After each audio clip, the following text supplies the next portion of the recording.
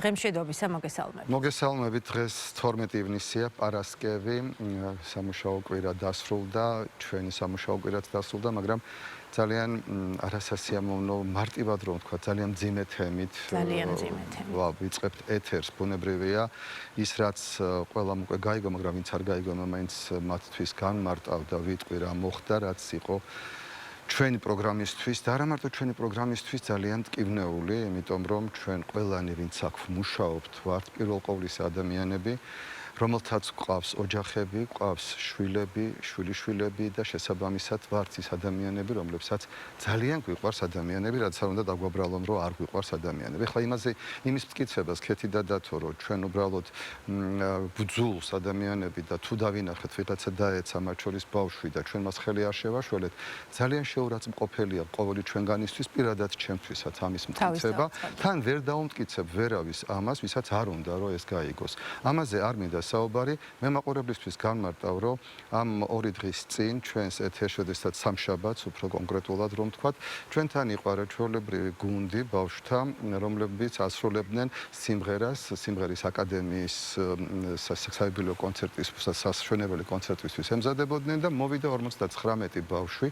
ძალიან მნიშვნელოვანია, რომ მართლა ძალიან დიდი რაოდენობის ბავშვი იყო მოსული, 59 ბავშვი, რომელიც 4 მათ ხელმძღვანელთან ერთად ასრულებდნენ სიმღერას ჩვენს ეთერში და ერთ-ერთი ბავშვი, არაჩვეულებრივი გოგონა, ანკა გახდა შეუძლოდ და დაეცა სიმღერის პროცესში ამ დროს. მე მინდა ხაზგასმით აღვნიშნო, რომ ეს არის გადაცემის ფინალი, როდესაც უკვე ამის მერე ჩვენ უკვე დამშვიდობებული არიან ჩემი კოლეგები, მე არ მუშაობდი მაშინ, დათო და ლიზა, დაემშვიდობდნენ უკვე ამ სიმღერის ნომრით მთავრდება გადაცემა, რატომ უსვავ ამას ხას, იმიტომ რომ ნებისმიერ დროს თუ ჩვენ მაგალითად დროს ვაჭარბებთ ან რამეს ასეთი ხდება, გაგვყავს ხოლმე ეს სიმღერა, ვთიშავთ მას და გადავდივართ პირდაპირ ქუდზე და შემდგომ უკვე მიგის გრძელდება გადაცემა. ანუ ნებისმიერ დროს ეს არ არის შუა გადაცემა, ეს არის ფინალი, დარჩენილია 3 წუთი დამთავრებამდე და ჩვენ შეგვიძლია გავიყვანოთ ეს გადაცემა თუ რამე ხდება. და ძალიან ხშირ შემთხვევაში ხდება ხოლმე გაუთვალისწინებელი ამბები პირდაპირ ეთერში და შესაბამისად ჩვენ ყოველთვის მზად ვართ იმისთვის, რომ ეთერი გაიჭრას, ეს არ იყოს სპეცეთერი, ეს არ იყოს რაღაცა განსაკუთრებული ეთერი, რომელსაც ვერ გავჭრით, ან შუაგზაში ვერ გავჭრით. არა თუ შუაგზაში ის ფინალია ამას ვამბობ, ამიტომ პრაქტიკულად გადაცემა დამთავრებულიც არის. ამდენად აი ამ დროს ხდება ეს ძალიან, მე რომ ნახე ის კადრები, ჩემთვის ძალიან შემაძლო, იმიტომ რომ 8 წლის გოგონა მყავს, მეც ამ ბავშვების ტოლა და წარმოვიდგინე ჩემი შვილის მდგომარეობა და ყველამ ასე წარმოვიდგინე, ვინც აღშფოთებული იყო. რა თქმა უნდა, საზოგადოების გულისტკივილი და შეშფოთება და ნამდვილად შეიძლება აღშფოთებაც ამ თემასთან დაკავშირებით სრულიად გასაგებია. უბრალოდ გაუგებარია ის ბრალდებები, რომელიც ამას მოყვა. იმასთან გაუგებარია, არც ეს არ არის გაუგებარი, მაგრამ უბრალოდ თორე კი, რატომ უნდა დააბრალო ადამიანს ნებისმიერს უცნობს თუ ნაცნობს ის, რომ ის არის მოსურნე იმისი, რომ ვიღაცა დავარდეს, ბავშვი მას ხელი არ შეაშველოს და ასე შემდეგ.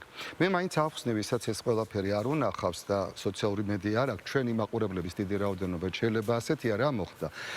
ეს ბავშვი, რომელიც ცუდად გახდა სიმღერის დროს და დაეცა მოწყვეტით, ეს დააფიქსირა სტუდიაში მყოფ ამ ბავშვების მშობლების ნაწილმა და ერთ-ერთმა მშობელმა, რომელმაც გადაიღო ეს ვიდეო თავისი ტელეფონით.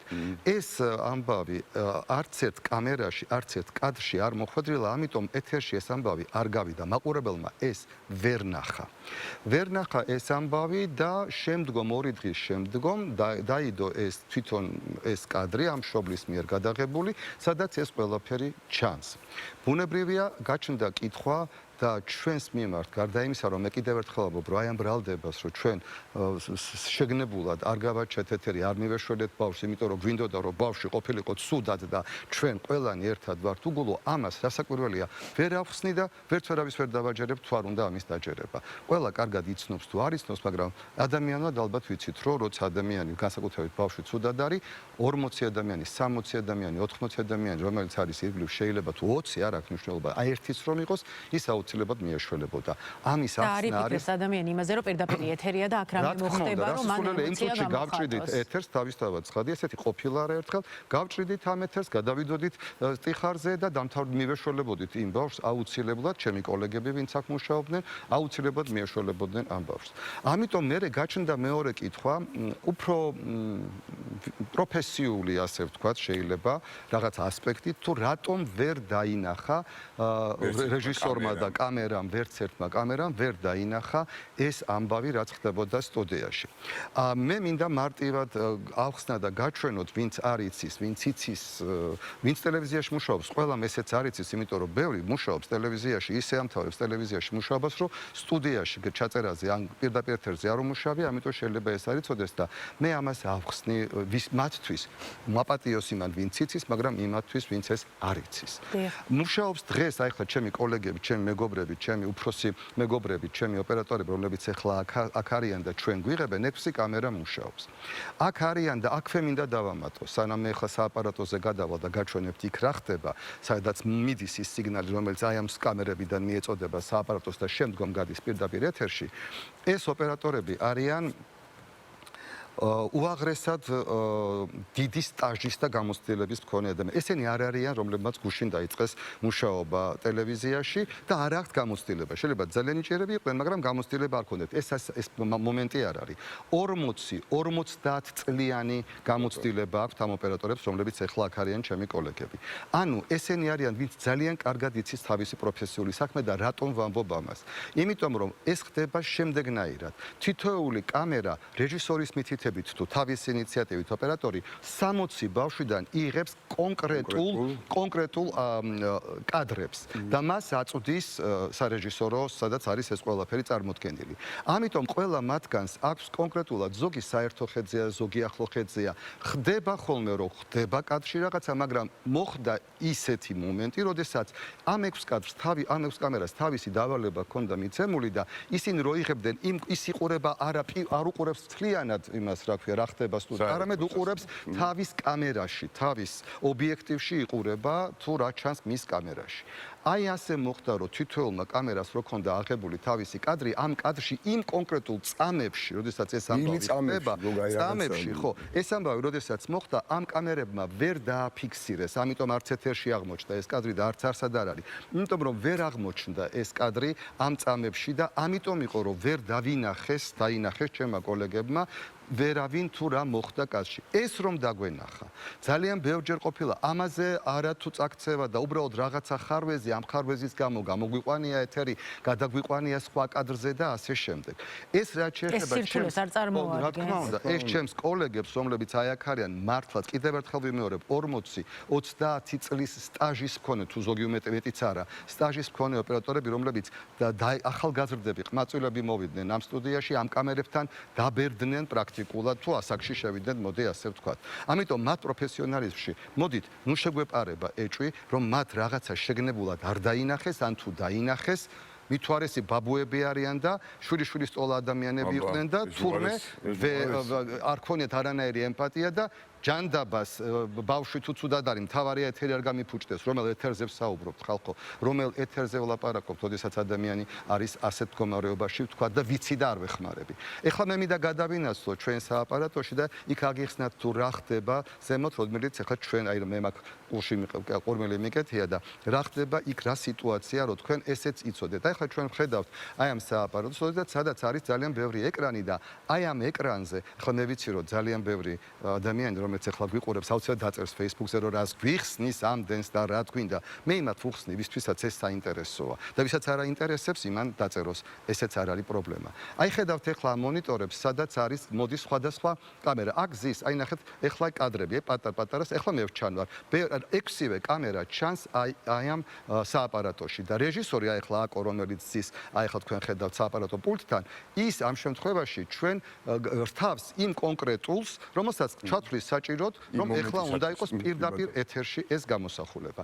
ეს პრინციპი არის ესე, აი აქ არის აკო, რომელსაც ასევე ფოკუსირებულია მისი ყურადღება ერთ კონკრეტულ იმ კადრზე, რომელიც უნდა გავიდეს ეთერში, თან თვალით უყურებს სხვა კადრებსაც, რომ აარჩიოს.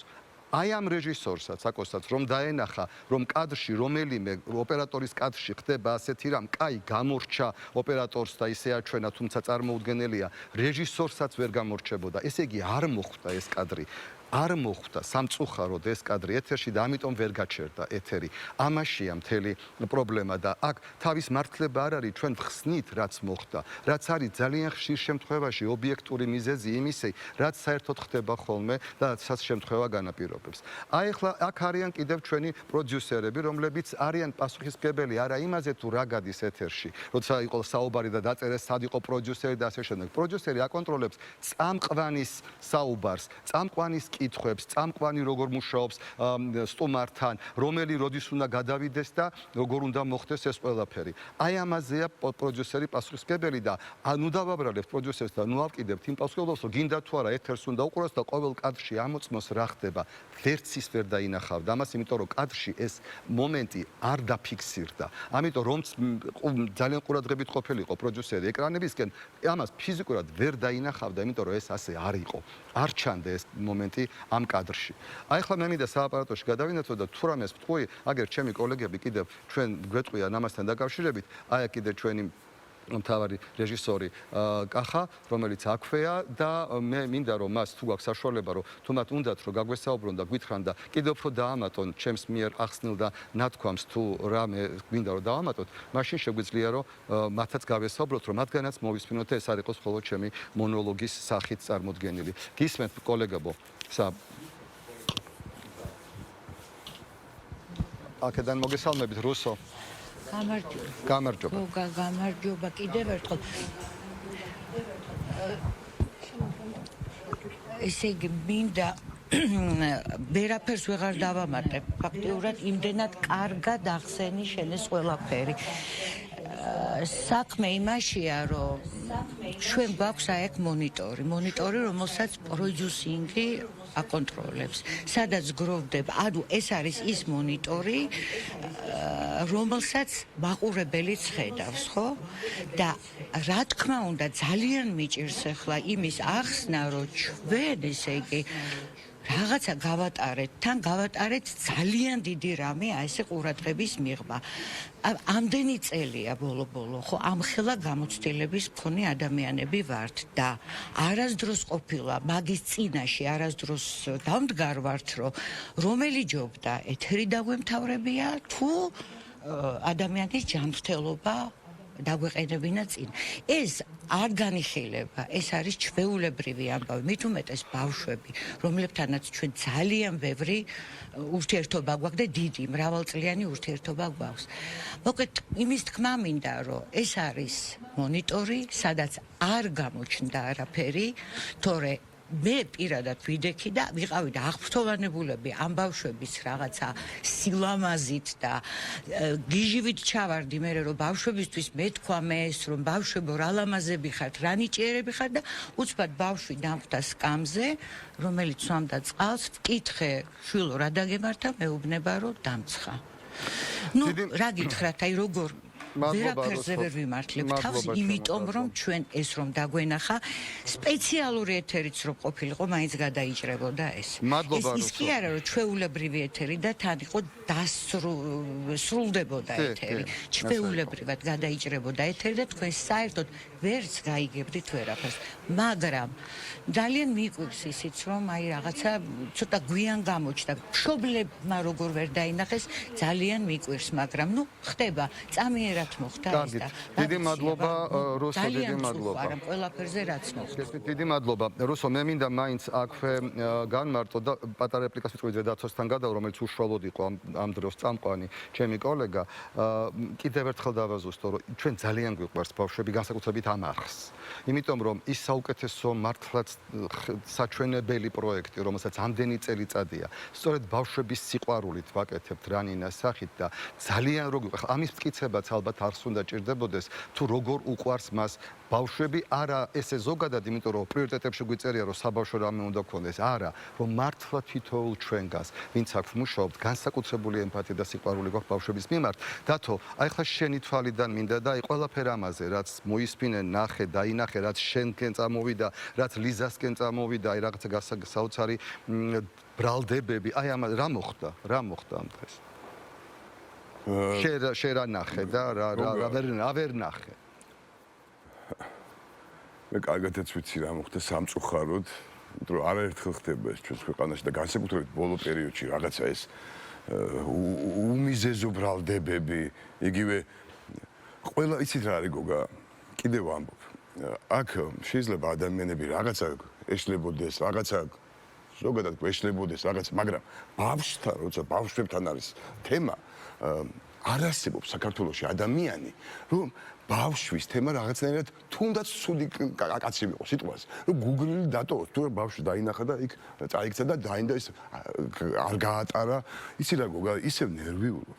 ეს პირველ დღეს მე გუშინა უბრალოდ რაღაცა არ მივაქცია მას ყურადღება და რაღაცა ჩოჩქოლი იყო ამაზე ცოტა მეთქი რა ხდება ხალხო ვერც არ მოვიდგინე და მე უკვე დღეს უფრო ვნახე ეს ნათლად თუ სოციალურ ქსელებში რა ამბავი ატეხილი როგორი არასწორი ლანძღვა მიდის ჩვენს მიმართ როგორ ადამიანები ვერცეთმა 60 ადამიანმა როგორ რას ნიშნავს ესე იგი ჩვენ როგორ უგულო ადამიანები ვართ და თქვენ ბატონო გულიანი ადამიანები ხართ? რას ნიშნავს გოგაი? წარმოუდგენელი რაღაცას ხო, აი ამაზეა საუბარი. ამიტომ რაღაც მართლების ის მართალი თქვი. ეს რაღაცნაირად ის არის.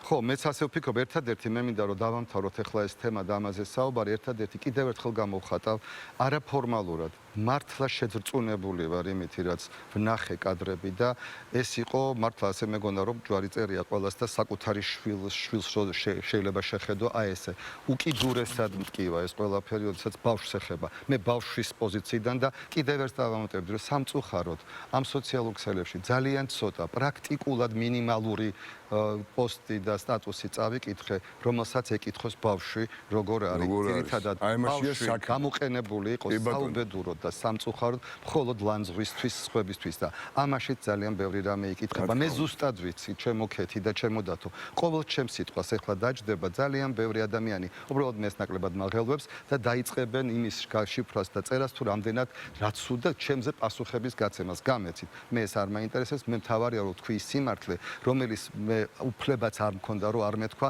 ჩემი კოლეგების და ჩვენი გულის ტკივილი. ყველა ჩემი ოპერატორი რომელიც იმ დღეს მოხდა და სააპარატო და ყველანი ძალიან გულნატკენები ვართ. იმიტომ კი რომ ჩვენ ეს გვაკადრეს არა მარტო ამიტომ, არამედ მთელი გუნდი ვართ გულნატკენი იმის გამო რომ ბავშვი გახდა ცუდად პირველ ყოვლისა და ბავშვის პარად კიდე კარგად ვისყავლობით ბავშვი კარგად არის და სერიოზული დაზიანება არ მიიღო, მაგრამ მეორე ძალიან გულნატკენები ვართ იმის გამო რომ სულად დაუმსახურებლად აი ამ ძალიან დამსახურებულმა ადამიანებმა, რომლებიც ამდენი წელიწადია ემსახურებიან ჩვენს მაყურებელს, ოპერატორებმა, რეჟისორებმა, პროდიუსერებმა და ყველა ჩვენგანმა მივიღეთ ამდენი შეურაცხყოფა დაუმსახურებლად სრულად. უბრალოდ იმიტომ რომ რაღაცა იმის გამო რომ ვერ დავინახეთ რეაქცია ვერ გქონდა ისეთი როგორც უნდა ქონდა. კიდევ ერთხელ მადლობა რომ მოგვისმინეთ ამდენ ხანს, ვიყურებთ და ჩვენთან ერთად ხართ ჩვენ არხზე. რამოდენიმე წუთით ჩვენ დაგემშვიდობებით და დავბრუნდებით უკვე გავაგრძელებთ გადაცემას.